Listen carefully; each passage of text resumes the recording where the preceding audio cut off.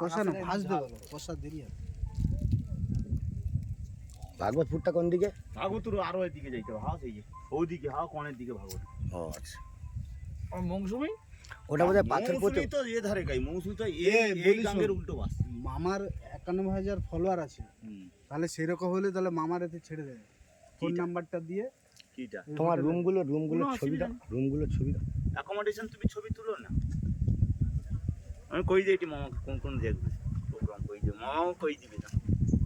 তোর ও করে দেওয়া মানে তোর হু করে দেবে। হ্যাঁ 91,000 না অনেক 91,000।